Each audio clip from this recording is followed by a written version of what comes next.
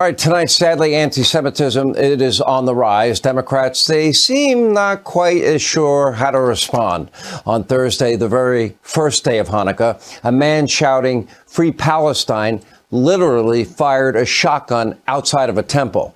Now, this, as many on the left are voicing public support for a global Islamic war, or what they call Intifada, and other left-wing demonstrators now openly condoning the rape, the murder, the torture of October the 7th, praising Hamas for confronting their, quote, oppressors by any means necessary.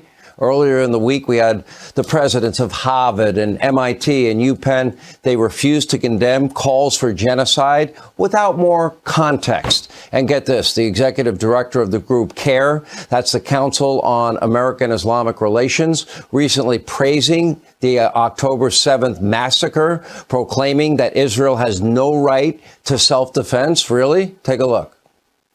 The people of Gaza only decided to break the siege, the walls of the concentration camp on October 7th. And yes, I was happy to see people breaking the siege and throwing down the shackles of their own land and walk free into their lands that they were not allowed to walk in.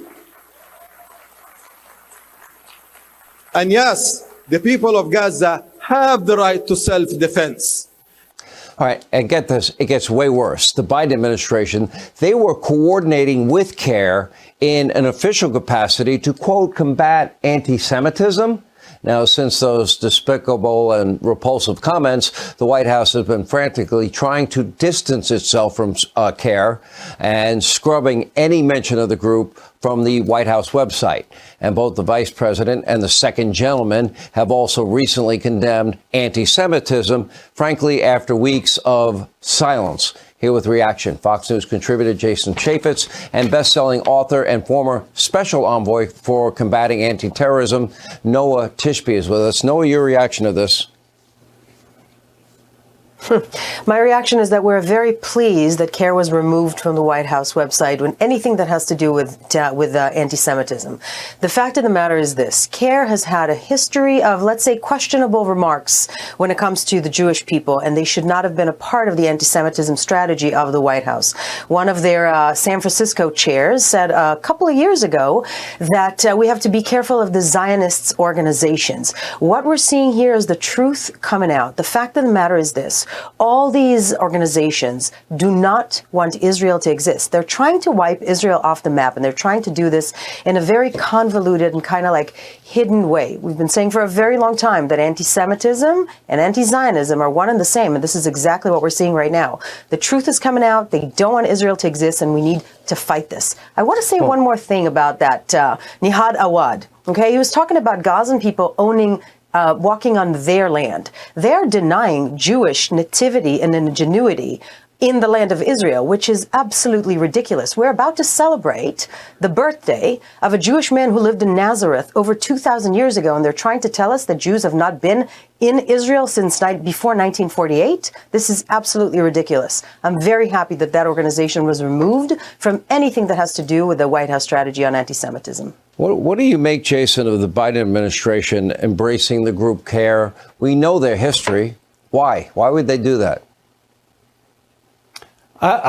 There's no justification, and they're not the only ones. The interns and the other people and the staff in the White House have also been problematic. You know, Adolf Hitler killed millions of Jews, and he slaughtered millions of ethnic minorities. And he did it with the justification that he needed this genocide to help cleanse the earth. And yet Hamas takes this same position. And these university professors, CAIR and others, say that, well, you just have to put it in context. And so they went out and slaughtered another 1,300 people. And then they say that proudly. And they think that the people of Harvard and the students of Harvard, that that's not a hate crime, or that's not threatening or intimidating to go out and say, you know, we really should carry on, because what they are advocating for is exactly what was advocated for by Adolf Hitler. They claim the same types of things, and they should be just absolutely, they got to deport the people that are here that are guests of the United States. and they got to get serious about cleaning this up. But the White House, it's an embarrassment. Can't allow it to happen for sure. No, thank you. Great to see you. And Jason, always good to have you. Thank you.